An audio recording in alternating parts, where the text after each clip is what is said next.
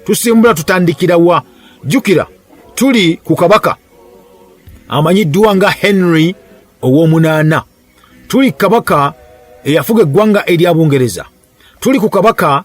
eyafuuka ensonga mu ggwanga lino. Tuli kabaka nga twatandika luli okusookera ddala Henry ow'omunaana, omwana wa Henry ow'omusanvu, kabaka w'eggwanga erya Bungereza. Talina kubanga alya eŋŋoma, naye nga muganda we omukulu amanyiddwa nga Arthur yalina okulya eŋŋoma. Ne bambi ekyembi ekyaliwo, Arthur n'agenda afa obulwadde bwe bagamba obulwadde obw'okutuuyana oba buyite TB, oyinza omuyita COVID-19 mu biseera bino, naye ng'ate yafa. Munaffe atuwuliriza, twogana ku biseera ki? Twogera mu myaka gya 1500 mugumu eyo gye tuli nga tujja mponapa muganda wange ampuliriza. Kati no Arthur yali agenda okuba nga alya Namulondo nga twasha mulungi guli, yali alina okuba nti awasibwa omukazi, era omukazi bamuleeta nga amanyiddwa nga Catherine ng'ava mu bwakabaka obwa Aragon eri mu ggwanga erya Spain. Kati munnange bamala okuba nti bagattibwa empeta yennyini, bamaze okugattibwa empeta then bagenda bamutikkira okufuuka kabaka ow'eggwanga lino, naye tanakuba nga afuuka munaye kabaka. Munnange ampuliriza, laba obulwadde bumukwata n'afa ng'amaze okuba nti awasa mwana muwala ono abaali abato bombiriri. Akati nekyaddirira mu kutunatuna ebbali, kabaka Henry ow'omusanvu nga talaba munnange agenda kuba ng'asikira entebe, agawe n'afa n'eŋŋenda anagenda okusikira entebe ng'ate n'entebe nayo babbanzibe, kubanga okubanagana ku mu bwakabaka obwa Bungereza ennyumba ez'enjawulo zaali zirwanagana nti ani anatwala entebe mu mbeera bw'etyo. Kakati Henry ono ow'omusanvu yamaze okuba nti munnange alonze omutabani Arthur amusikire, n'amuwasiriza omukazi gw'amuwasiriza naye ekigamba yali ava mu lulyo lwennyini, ate mu lulyo olulangira olwa Bungereza. Kakati n'omunaffe ekyaliwo nga amaze okuba nti afa, Catherine afuuse namwandu ku myaka emito ennyo nnyini ddala. Kati kabaka agenda okulaba nga bw'aba tafunye, kubanga n'okufuna kibaga nti nno omukazi abeere ng'afuga entebe eno kyali kya bulabe nnyo, era nga tekisangasangika. Era ekyaddirira kyeyokuba nti nno kabaka baasalawo nga bo omulenzi amaze okufa mutabani we, kati omukazi ali awo tewali agamba, nawe naleeta decision oba naleeta ekyokusalawo oba okuteesa nti afazaali ye Henry taata wooli omwana amaze okuba nti afa, bamuwe omukazi ono yabeere ng'amuwasa. Omukazi yagaana, ne mama yagaana nti gwe ssebo oli nkanga, oli musajja mukulu kabaka, lwaki oyagala omwana omuto myaka 15? Munnange ekyaddira kuba nti kabaka bakkakkana ne bateesa ne bagamba nti kale katumuwe nate muto wa Arthur. Muto Arthur gwe twogerako ye omulangira yamanyiddwa nga Henry. Henry yali muto nga n'abakyala oba mukyala amanyiddwa nga Catherine amusinga emyaka 5 mirambire egy'obukulu, naye baga nti bafaayo bw'anaaweza emyaka 15 banaagenda maaso ne bagattibwa, kuba kabaka yamaze okuba nti akitegeera nti kati gwasigazaawo ng'agenda okuba ng'asikira munnange eŋŋoma. Era munnange ampuliriza, gwali ku Impact FM Ludwasa Mayinja, ekiseera bwe kyatuuka bannaffe ne bakubagana empeta yennyini eri. Empeta gye bakubagana, Henry yawasa Catherine, nga Catherine yaweze emyaka 10, nga aweze emyaka 23, nga Henry ye awezeza emyaka 17 egy'obukulu. Era mu kumukuba empeta kyali kiraga mu lwatu nti nno kati ye mulangira omutuufu alindiridde okuba ti munnange alya Namulondo. Era ng'ennaku z'omwezi 23 omwezi gwali gwa mukaaga omwaka 1509, Henry ono yakwata mukyala we, Henry w'emyaka 17 yakwata mukyala we w'emyaka 23 n'amwolekeza tawa oba omunaala oba omulongooti ogwa London wali mu Westminster Abbey. Awo munnange ne bakola kye bayita amatikkira, agabeerawo olunaku olw'enkeera nga maze okuba mulenga amukuba ekidaala. Era kino bakigambye watino munnange baasanyuka, newankubadde ng'omugolo tegwaliko nno bantu bangi nnyo, naye nga of course at least abaaliko baasanyukira ddala. Era n'asembeza abagenyi be mu hall ennene y'obwakabaka bwa Bungereza emanyiddwa nga Westminster Hall. Era munnange mwezi gwennyini ogwo ogwaddirira emikolo gyagenda mu maaso ne bagikola mpola mpola. Era omukyalo ono kati yali mukazi w'omulangira, ne bamwolekeza ne bamulaga kabaka, ne bamulaga n'abakyala ow'eggwanga lino era bannaffe Abangereza, ne bamulaga in public bulungi nnyo nnyini ddala. Era n'abantu ne basiima ate oba kabaka wabagenda okuba nti adda ku Namulondo oba okukirya amaze okuba nti yeefunira munange omukyala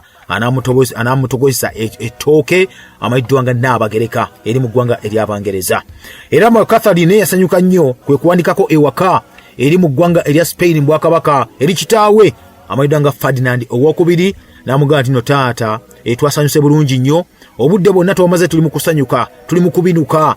kubanga munnange embaga yabadde nnyuvu nnyo nnyo ddala. Kakati nno munnange ampuliriza awondoze twakoma omungi ogwakoma luli. Kakati Henry amaze okuba munnange ng'ekintu kyamaze okuba nti yakiyingira kyekyaddirira ennaku zayitawo 2 zokka bwe ziti nga Henry amaze okutikkirwa nga kabaka. Henry kye yakola munnange ampuliriza jjuka kitaawe yamazeyo okuba nti munnange agenda akiridde ezzira kumwa. Henry kye yakola nga amaze okuba nti atikkirwa nga kabaka ku myaka emito bwe gityo myaka 17 egy'obukulu yasooka n'akwata abamu ku abo ministers 2 balambirira abali mu gavumenti ya kitaawe abaali tebakola mirimu bulungi nga ku bano kwaliko Sir Richard Empson nga kuliko n'omulala amayiddwa nga Edmund Dudley. Bonna bakwata n'agaba bakube mu kijji era n'abakuba mu kkomera n'abateekako omusango high treason kulya mu nsi mu lukwe. Era munnange ampuliriza omwaka ogwaddako mu 1510 bano bombiriri battibwa ng'omwana myaka 17 afuuse kabaka yakikoze ku myaka 18 gyokka egy'obukulu. Kakati nno munafa ekigambibwa nti no bano be bamu ku abo abaavayo ne bawakanya abaga nti omwana ono ng'ayange okuba nti alya Namulondo anaagenda maaso okuba nti okufuga obwakabaka obwa Bungereza bwonna. Era munnange ampuliriza Henry tiyakomaawo yagamba yalabula buli kiisi anampakanya anawakanya obukulembeze bwange ajja kubanga akolebwako ng'obuyinza ebulagirwa. Era nabagana obaga nti no teyagala muntu yenna kuyimirira mu kye bayita kubo lye oba his way. Kakati munnange ampuliriza kino bwe kyagwa bwe kityo n'akwata ne ssente abasajja bano ministers ze bali bamaze okuba ne bakumpanya n'azikwata ne bazikomyawo mu gavumenti bagana no ssente zino baade bazibbye abasajja ne bazizaayo. Kakati wetwogerera munnafe atuliriza okusinza ku Henry ono gwe twogerako yatuna naga nti no ennyumba emanyiddwa nga House of York yeena okubanga munnafe erya obwakabaka bwa Bungereza n'ekitaawe bamukwaba munnange abagirwanyisa ne babajjako yagaa nti no teri nnyo rival tekyali nnyo tekyatiisa nti oba yagala entebe era yagirabanga munnange eri moderate singa kitaawe yagirabanga. Era mu kaseera kennyini ako yakwata abo bonna abantu abasinga obungi abali basibiddwa taatawe nga bava mu nnyumba eno emayiddwa nga House of York abaali balwanira entebe n'abasumulula. Muno mwalimu omusajja amanyiddwa nga Thomas Gray, mwalimu mpozi ono yali amanyiddwa nga Second Marcus owa Dorset n'amuta n'abaddira namu n'abasonyiwa n'amagamba nti kale mbasonyiye kuba kabaka buli kiseera addamukko abantu nga bwe kyali wano kabaka yaddamukko abo obugulu obutono n'abakkiriza okwambala empale ennyimpi. Kale nno mu mbeera bwekyo munnaffe ne mu ggwanga erya Bungereza bwekyo kyali so kigati nno n'abalala yabata n'agamba nti mutambula mugende mulye butaala. Era kigamba nti omusajja amanyiddwa nga Edmund owa Pole ono munnange ye ate tebamukkiriza kugamba nti no bagenda kuba nti bamuta. Yagamba nti nno ggwe ate gujja kusinga beera mu kkomera obeere ng'ojja kuba ng'ottibwa. Era bamutemako omutwe mu mwaka gwa 1513 abamu kye bagamba nti nno ebyeddala nti ono omusajja ekyamutisa ye ne yali omu ku abo abawakanya kabaka ono omwana omuto eyamaze okuba munenga alya eŋŋoma. Kakati nno embeera munnange ebeera bwe bityo oba byali bwe bityo mu ggwanga eno erimayiddwa nga erya Bungereza oba obwakabaka omayiddwa nga obwa Bungereza wakati wa Henry ow'omunaana. Jjuke kitaawe yali Henry ow'omusanvu kati ono afuuse Henry ow'omunaana amaze okuba nti atikkibwa engule. Soon oba mangu ddala amaze okuba nti munnange bawasaŋŋana ne Henry Catherine n'abakyala wa Bungereza munnange yafuna ettu kitegeeza yafuna olubuto. Era mu kufuna olubuto ng'ennaku z'omwezi 31 omwezi gwali gwa January omwaka 1510 n'abakyala ono yazaala omwana omuwala. Agenda okuzaala omwana omuwala ekyembi oba ekyennaku bagenda okulaba omwana gwazadde teyenyeenya. Omwana munnange yali amaze okuba nti afa era yazaala omwana baga nti omwana gwazadde mufu. Mu kusooka bali bagee Catherine nti yali alina balongo mu lubuto lwe naye ekyennaku ekyaliwo ono omwana kasava yamuzaala nga mufu bagenda omukebera nga talina mwana mulala ekitegeeza esikani z'ebiseera zaali zirimba ezaali ez'okwekebejja okukwatako n'otegeera mu Bungereza zaali zirimba nekikakasibwa nti omwana asooka ow'obufumbo wano bannaffe yali amaze okuba munanga afa ekintu ekyali ekyennaku mu biseera ebyo kakati nno newankubadde kino kyaliwo Henry teyafaayo nnyo gamba nti nno oba atidde nnyo yagamba mukazi we n'amugumya teyatuufa ajja kufuna ate omwana omulala naye ate omusajja ono Henry yatandika empisa eziringa eza kitaawe waliwo enjogera egamba nti nekiteezaala tekyala kati noono naye yatandika okuba nti alabankana afuuse kabaka ku myaka emito jjukira omusajja omuvubuka eyakula nga akulidde mbawala bokka omuvubuka eyakula nti bamuteeserese kufuuka kabaka kati afuuse kabaka amalala gakyali mangi nnyo asomeseddwa ebintu ebyenjawulo n'okulwana okw'enjawulo amanya akyageewulira ku myaka emito bwe gityo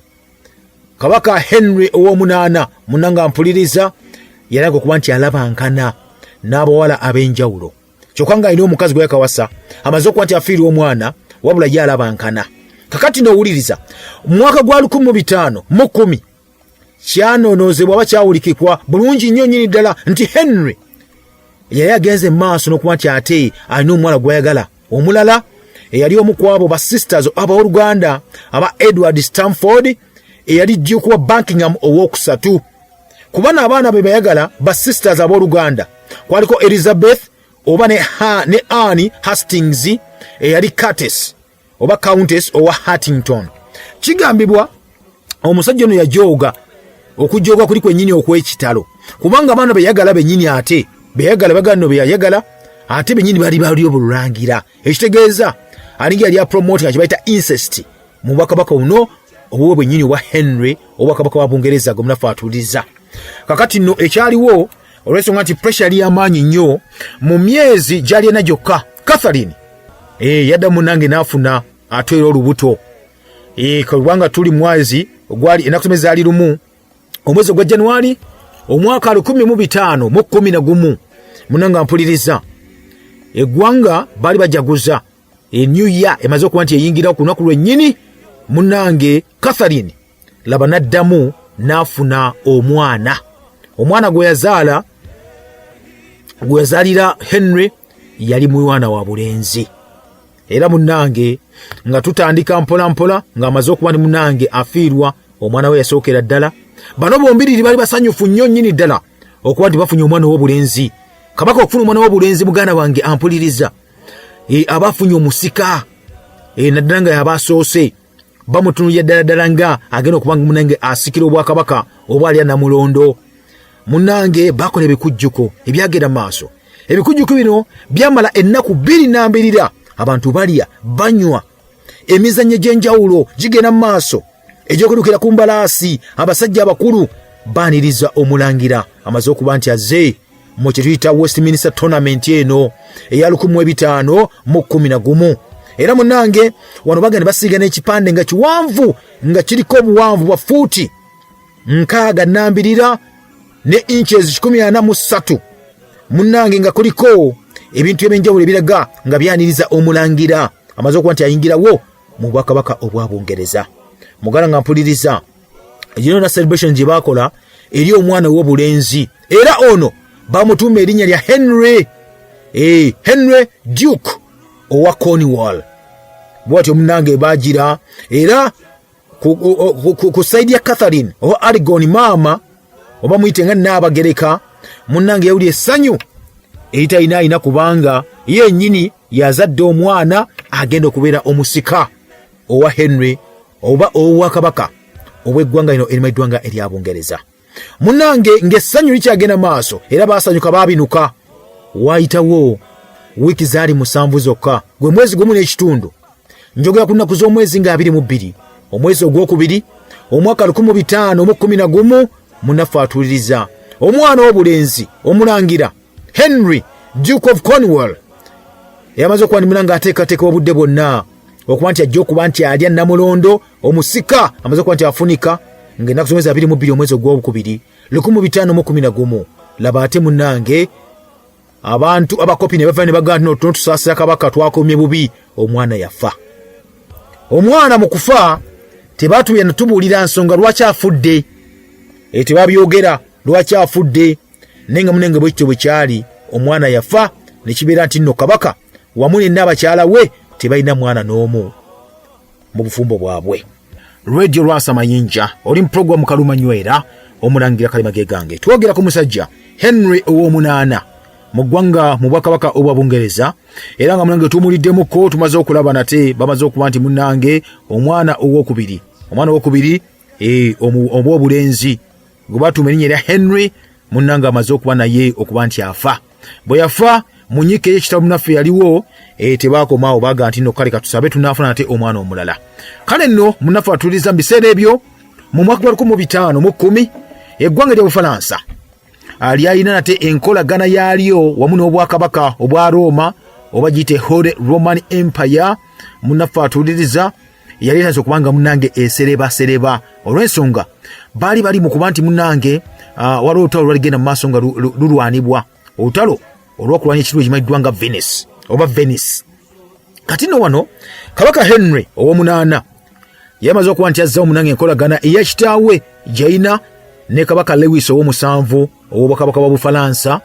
era ne bagamba nti nno kino kyali kimaze okuba nti baawula ly'okusooka naye kati wano bazzeemu nate okuba nti bafuna enkwatagana. Kati olutalo nga lugenda mu maaso wakati w'obwakabaka bwa Roma wamu n'eggwanga lya Bufalansa, bano bombiriri bakirimaanyi batunanga nti ddala olutalo luyinza okuba lujja kuba lw'amaanyi nnyo ojja kuba luzibu okuba nti lukomekerezebwa. Era ekyaddirira munaffe atuliza Henry yasalawo okuba nti munange asayininga endagaano wamu ne Ferdinand ow'okubiri owa Aragon. Ono jjukira ye taata wa mukyala we amanyiddwa Catherine. Naye basaninga endagaano olw'ensonga nti bano nabo baali tebakyakwatagana wamu ne kitaawe Henry ow'omusanvu yamaze okuba nti afa, kubanga jjukira Ferdinand ono yalina okuba nti asasula kiyite eddawale oyo okuwayo nga muwala we agenda okuba nga munange afumbirwa omulangira Henry obwakabaka bwa Bungereza. Kane ekyaliwo enkwatagana era yaggwawo dda. Kati Henry ow'omunaana azaawo nate enkwatagana ye ne ssezaala we badde basayininga endagaano ne bagamba nno kale tuddemu tukwatagane bulungi nnyo nnyini ddala. Mu biseera binnyini ebyo paapa amanyiddwa nga Julius ow'okubiri yamaze okuba nga ateekawo kye bayita Anti-French Holy League nga nti Abafalansa bano baaka bavudde ku Katonda ow'Abakatuliki era nateekawo kye bayita nti buli kiisa n'abanga avuddeyo okuba nti awakanya sayidi eno ajja kuba ng'abonerezebwa. Kino yakikola mu mwezi ogw'ekkumi omwaka gwa 1511. Henry ow'omunaana munange yagoberera omusajja amanyiddwa nga Ferdinand ow'okubiri n'amugamba nti nno kyalina okuba nti akola bateekawo new league yaabwe bave ku paapa bwabeera ng'agenda mu maaso okuba nti munange abayitako nate akatijjo ku sayidi eyo kubanga bali banza okuba bazzaawo nate omukwano gwabwe. Kati nga wegambye nti nno nga bwe kyasooka okuba nkikolebwa mu biseera ebyo byali bya entalo zirwanagana wano nawali era olutalo lumanyiddwa nga bwa Anglo-Spanish attack. Kati Ferdinand jjukira nti ne yali ava eri mu Aragon bali mu bwakabaka bumanyiddwa nga obw'Abaspaana. Kati okubanagana kuba kutandise nga Aragon bamulumbye oba mulumba Henry yamaze okuba azza omukwano gwe ne Ferdinand ono, ekitegeeza yalina okuba nti amuwa kye tuyita obuwagizi bwonna era n'agamba nti nno ng'ekyali kirooto kyonna ekyokulaba nti nno omusajja ono Henry kubanga yalina ekyoto yagamba nti nagenda kuba ng'afuga ensi yonna, si Bungereza yokka but ensi yonna ebeere ng'emulimu 5 nga ne Bufalansa mwogitwalidde. Kati olutalo lwagenda mu maaso nga balwana Henry yalaba ng'omukisa ogw'okuba nti waba ku sayidi endala ng'alina gw'ayambako bw'anaamuyambako wajja okuyita naye atuukize ekirooto kye. Era munange okulumbagana okwaliwo olutalo lwabalukawo mu mwezi ogwokuna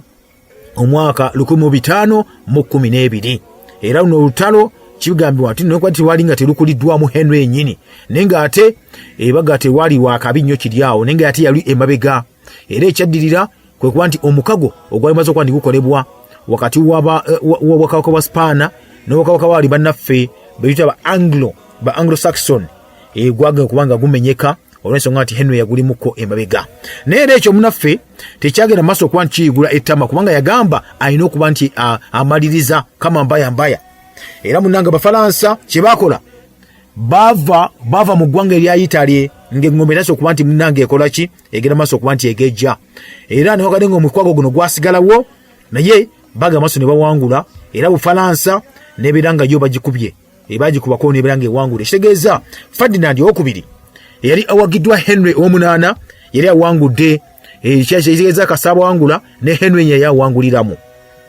wano nno munafu atuliza Henry bamala kuba nti awangula bw'ati kyeyakola yakyusa obwanga n'abutunuliza nate empera mayiddwanga Maximilian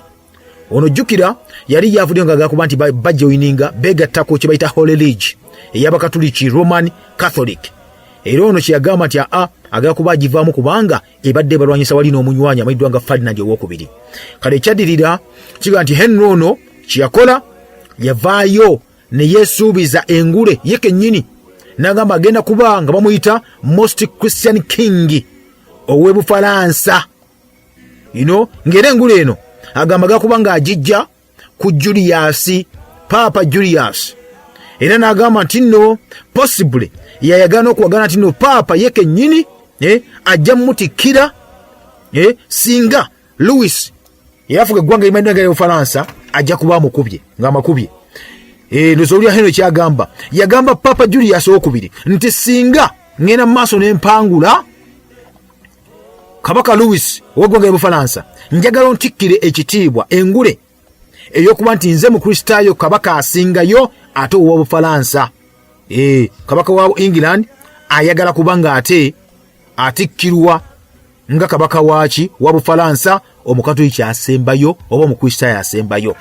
muganda wange ekyaddiriraawo nga bali mu kulwanagana bagenze mu kulwanagana ku saidi eyo ng'ennaku z'omwezi 11 omwezi gwali gwa mukaaga omwaka 1513 Henry ow'omunaana kabaka owa Bungereza yalonda mukyala we Catherine okubeera nga agenda okuba nti munnange adda mu mitambo alabirire entebe mu bwakabaka Bungereza ye nga taliiwo yamwana ebitiibwa emayiddwanga ebya gavana owa Rim agenda okuba gavana alabirira entebe yonna wamu n'okumuwa ekitiibwa ekya Captain General alina okuba nti alabirira amagye kubanga ye yalina okuba nga agenda ku kampeyini ey'okuba nga ateeka obwakabaka bwa Bufalansa wansi ku ddimwa munnange ekyaddirira ng'ennaku z'omwezi 30 omwezi ogw'omukaaga omwaka 1513 Henry alumba Bufalansa n'amagye ge naye ekyaliyo munafu atuuliriza amagye ge yakwata gaga ne gakuba amagye g'Abafalansa mu lutalo olumayiddwanga Battle of the Spurs era ng'ekyaddirira newankubadde ng'obuwanguzi yafuna butonotono naye nga bagenda mu maaso ne bawangula ne bafuna ku ebyo ebitundutundu ebibuga ebitundutundu eby'obwakabaka bwa Bufalansa n'ebiera bizze mu mikono gya Henry kakati Louis bwe yawulira ng'embeera munnange egenze bw'etyo mpolampola nga bali eri bali mu kuba nti balwanagana yadduka era mu kuba nti ateekayo agwambala bano Henry wamu n'amagye ge baafuna ekiro ekimayiddwanga Torowane baafuna Torowane kati Torowane oba kifune bati ng'omusajja maze okuba bamukwata Louis yagamba nti nno oyadduse bamukwate eddala Henry yagamba adduse Louis bamukwate Louis bamukwata era mu kumukwata Henry nalagira bamukwate bamutwale mu Bungereza bamukwase Catherine abere nga amuteeka mu nnyumba abere nga bino ebikozesebwa mu nnyumba abere ekimu ku ebikozesebwa ku nnyumba ogamba okujogo okwo kwaliwo okwekitalo bwe kutyo era no munnange mu kukikola ekyo Catherine n'abagereka yawandiika ebbaluwa ng'agiwandiikira Wolsey omu ku abazanyanga abasajja abali ab'amagye n'akakiiko konna n'agamba nti nno yali yagadde nnyo omusajja no gwe bakutte gwe bajja kusulucha ekimayiddwanga Teroni Duke oyo babere nga bamuteeka wali ku Tower of London olw'ensonga nti naate olutalo ewaka mu Bungereza lwali lutandise olw'aba Scotland nti bali bize nga bali mu kweteekateeka nga bali mu ganti obudde bonna bakuba nti balumba eggwanga obwakabaka bwa Bungereza era n'abakyala yagesindika ne Sarah n'agamba kabaka wange tuuka bulungi naffe gy'otulesseeno tuli mirembe ne tulinga abagendako okuba nga tugenda mu lutalo kati ng'ennaku z'omwezi 3 omwezi gwali gwa 9 omwaka 1513 munafu atuuliriza Abasikooti balumba Bungereza era olutalo lumayiddwanga Battle of Fowden mu kulumba Bungereza jjukira n'abakyala Catherine gwe balese mu mitambo n'abakyala Catherine bamugere gw'okulira gwo twala kati obwakabaka kuba kabaka taliwo yageze muki mu Bufalansa kuba nti alwana ebisebe byali byakutwala matwale kwezza matwale munafa agenjawulo kati n'abakyala Catherine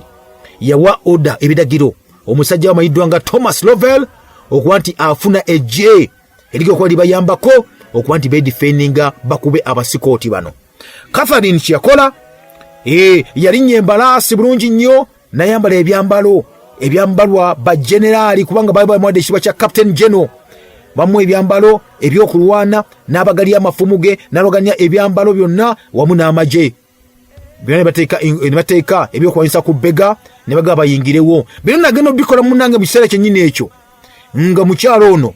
gobadde okuba nti agenda kulira amaje ng'ali lubuto ate nga lukulu ng'ali ttu kati ndowulira n'abakyala bagenda mu lutalo yeekapise ebyambalo enali lubuto lukulu naye nga bagaba balina okulwana bakube aba Scottish bano baddeyo mu Scotland. Olutalo munnange olwagenda mu maaso ne lubalukawo ne balwanira ddala wakati w'Abangereza n'Abascooti nga n'abakyala munnange yaddumira amajeege era wano nga bagano baali bize nnyo nnyini ddala yalinga bize okusooka ng'akola banners ez'enjawulo akola baje ez'enjawulo mu lubiri lwe lumanyiddwa nga olwa Richmond ngeno okulangana kugenda mu maaso era munnange ebyaddirira Abangereza bagenda mu maaso munnange ne bawangula ekitundu ekyo ekimanyiddwa nga Teruni era mu kukiwangula ne bakikwata ne bakiwa omusajja amanyiddwa nga Maximilian. Kakati nno woni bagamba nti nno eno ekitundu ekimanyiddwa nga Tunayi kino tekyali significant nnyo bonga bakikoze eki bonga bakirimu era bwe bakovaawo ne bagenda bawamba ebintuntu ebyenjawulo munnafe atuuliriza. Kati wano nno wetuvaakaawo eno bwekyo bwe kiri ku saidi eno ku saidi y'Abascooti Henry nga kabaka ageze mu Bufalansa mukyala we yasigadde eno akuba ba Scotland era ekyaddirira kigamba nti no Henry yakulembera y'amajeege genna n'abeeranga nabo bagenda mu maaso okuba nti nabo bafuggaza ku saidi eri nongwadde nga tiyaliiwo eno mu Scotland mu ggwanga lye omu bakabaka we bwennyini munnafe atuliza tekyagaana kuba nti mukazi we munange olutalo naye atuuka ku nfeete naye aba akyali eyo waliwo omu ku bo abamu ku abo bagamba nti no brothers in law abamu abalinga abako mu Scotland amanyiddwa nga James Owokuna yavayo n'agamba nti nno kale obudde buno obw'embiriri engeri gye bakutte Louis ku saidi eri Louis asindika ababaka n'agamba nkutte mugende mugamba abanannyamba bajje bannyambe obubaka bwatuukira ku James Owokuna eyali ate omuko newagwane nga teyali muko direct owoono ennyini Henry omunaana ng'agamba nti nno ayagala bajje bamununule era munnange bwekyo bwe kyali James Owokuna okuva mu ggwanga erya Scotland n'alumba eggwanga erya Bungereza nga ekirirumbiza kuba nti ebiragiro bya Louis berenga bamununula ekyaliwo amajeege eggwanga erya Bungereza nga gakulirwa Queen Catherine n'abakyala oyo gawangula aba Scottish bano ng'ennaku z'omwezi ogw'omwenda 1513 era omukyala n'abakyala amanyiddwa nga Queen Catherine bwe yawangula munanga amajiga no yawa okwogera kwe okwali okwebyefaayo ennyo nnyini ddala era okusinziira kigamba n'okugamba nti nno kuno kuwa bajaguza weeks bbiri nga bali mu kujaguza kubanga ebyaddala yali akoze ekitabangawo munnaffe atuuliriza era obuwanguzi buno bwamutuukako ne bavuga ne baddayo nate mu lubiri olwa Buckingham era batuukayo ku majege yali mannanga maze okuba nti alagira munnaffe atuuliriza kigamba nti no kwaba abamu abagenda mu maaso okuba nti munnange battibwa kwe kwali kabaka yennyini ow'Abascooti owa Scotland kati okuttibwa kwe munnange ampuliriza King James owokuna w'eggwanga ya Scotland nga yenyigidde mu lutalo luno okuva ddala bali mu kitundu ekimanyiddwa nga Wobham Abbey n'abakyala yawandiika ebbaluwa ng'agiwandiikira bbaawe kabaka Henry ow'omunaana era mu kumuwanika ebbaluwa yamutyako n'ekiwero eky'olugoye ekimu ku ekyo ekivudde ku kyambalo oba omunagiro ogwa kabaka James owokuna owa Scotland nga kibunye kyonna omusaayi kubanga ono yamaze okuba nti munange ng'afiira mu lutalo kati n'abakyala awandiikira bbaawe ebbaluwa agamba nti ddiya mwami eno gye wandeeka eka kyenkoze nkikoze nkubye abasajja ne kabaka mulamirya musse era ekiraga nti musse ekimu ku lugoye lwe nga lujjudde omusaayi gwe gwennyini ndukuweereza mu bbaluwa era munnange gwampuliriza. Henry Kasaya kiraba kino n'asanyuka. Nadia Nogwero nyiri bamuweereza n'alukolamu nga bbaana n'alweyambisa okuba nti ate bawamba ekitundu ekirala ekimanyiddwa nga Tunayi. Kati kampeyini zino ez'okulwanagana zaawa Henry Kabaka ow'omunaana kibaita test of the military success. Yali nga yagala nnyo, yali yagala nnyo okusooka okumusuusuuta, ayaga nnyo omugamba nti w'amaanyi, ayaga nnyo omugamba nti yasinga. Bungereza nga yagigamba nti nno yagikwatiridde, era munnange ebyaddala yagikwatirira kubanga buno n'obuwanguzi bwe yafunanga ng'avaayo ng'alaga kinnabagamba kyekakituukiridde. Kampeyini yagenda mu maaso nagandi alina okuba nti ayingira afuttaza yonna yonna okuba paka wanaabeera nga ye Kabaka yekka asinga amaanyi mu Europe yonna oba Bulaaya yonna. Munnange nga bwe kyali okusookera ddala nti nno Kabaka Henry ow'omunaana yavanaagaga kuba nti awagira Ferdinand wamu ne Maximilian wabadde n'ebitundu abana kuba nti bakola nga bawagira mu magye wamu ne mu ssente. Kampeyini we yagikwata munafu atuliza ekiga nti nno tiyateeka nnyo kingi kubanga sente ng'ejazingazo bano kampeyini yamutwalako sente mpitirivu nnyo. So Bungereza nenako kubanga munnange eweddeko sente naddala mu banka zaayo oba weetereka sente nga oba mu kitavu kyayo nga sente ziweddemu zonna zigenze mu ntalo. Kakati wuliriza ekyaddirira ne Paapa amayiddwa nga Julius kwolwo yasikirwa Paapa amayiddwa nga Leo ow'ekkumi. Era Leo ow'ekkumi munafu atuliza kye yakola yatandika okubanga ye yennyini yagaa nti bannange bwe mba nga nze ku ntebe mwotekewo abeerewo nate emirembe. Emirembe n'okuba gibeerawo ku sayidi zombi. Yagaa kuteekawo nate enteeseganya wakati wa Bufalansa ne Bungereza. Kitegeeza nti nno ye yennyini agenda kutuula wansi ne Henry Kabaka ow'omunaana w'eggwanga erya Bungereza. Era wano kigambibwa nti nno balina okuba basayininga endagaano totabala siri kutabaala wamu ne Lewis yennyini ne Lewis yennyini gwe maze okuba nti akwata basayininga endagaano ne muganda we amayiddwa nga Mary. Ono yalina okuba nga obudde bwonna afuuka mukyala wa Lewis, ekitegeeza nti nno ono Kabaka yalina kuba nga muko ne bamulumba. Era ono yavaayo n'agaana pledge nga neyeegayirira muganda we omuto amayiddwa nga Charles nago abeerewo nate enteekateeka oba eddembe mu Bwakabaka bulina okuba tutambula nabwo atist okumala ebbanga epanvuko. Era emembe gyaliwo okumala emyaka nga 8 nga tebalwanagana nga Paapa Leo ow'ekkumi yamaze okuba munenga abatabaganya ku sayidi eyo gwe munaffe atuuliriza. Kakati nno bwe tuba tuli awo Charles ow'okutaano ono yali nephew oba kizibwe wa Nnaabakyala wa Bungereza amayiddwa nga Catherine. Ono mu kuwangula wali bamuwa entebe n'agisikira entebe obwakabaka obumu kwabo obusinga obunene mu Bulaaya yonna. Era n'afuuka kabaka wa Spain mu mwaka gwa 1516. Era n'afuuka kabaka atwala Roman oba giyite Holy Roman Emperor mu mwaka gwa 1519. Munanga mpuliriza mu kiseera kyennyini ekyo munafu ali eyo Louis ow'e12 ow'eggwanga ya Bufalansa nga yatwala obwakabaka wa Bufalansa yafa mu mwaka gwa 1515. Era nga yamusikira yali kizibwewe amayiddwa nga Francis asooka. Kati muganda wange biki ebyaddirira awo wennyini wetuli era wetugenda mu maaso okuba ntuwulira ebigenda mu maaso wano wali. Nejjukira mukazi wattu Catherine Nnaabakyala mu kugenda mu lutalo luno lwe yasindikirako ebyambalo ng'amaze okuba nti munange batta kabaka ow'aba Scotland.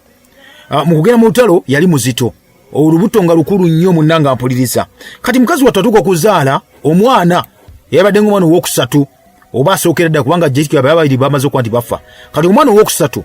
laba mukazi wattu n'azaala omwana nga mulenzi ng'era kusomeza 17 mwezi gwa Sebutemba 1513. Mu biseera ebyo munanga mpuliriza ng'era omwana amuzadde mufu. Kati ne bagamba abaana basatu eyasooka omuwala yamuzaala nga mufu, ow'okubiri n'abeerawo ebbanga ttono nnyo wiikisi 6-7 n'afa, ow'okusatu omulenzi era naye wuuyo ne bamuzaala nga mufu. Kino kyali kibi nnyo nnyini ddala. Abaana nako okuba nti beewuunya bagamba kivudde ku kino. Ne bagamba nti is this incest? Jjukira omukyalo ono Catherine newankubadde nga Henry ow'omunaana yagenda maaso nabeera nga amuwasizza, naye ate yali ava mu bwakabaka bwennyini. Maama we ava mu bwakabaka Bungereza yennyini. Abamu ku abali balina okulya eŋŋoma singa Henry teyagikwakkula. Ekitegeeza yalinga yagala muganda we oba nedda. Kale so embeera munange bwetyo bweri, abaana bonna bafa bufi.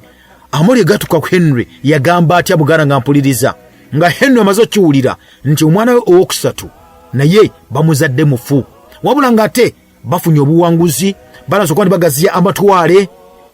mu kufuga. Bakuba nti bafuga kye bayita Bulaaya yonna, nga kabaka Henry nga yali ku ntikko ya buli kimu, ng'agambye ne Papa ni kasita wangula amuyite omukristaayo asinga, kabaka omukristaayo asinga ow'eggwanga ate erya Bufalansa. Yalinamu okujooga, ate alinamu okwematira, ate ng'alina amaanyi, ne mukazi we ng'alina amaanyi. Kye kyaddirira Omulangira Kalimage gange. Program Kalumanywera.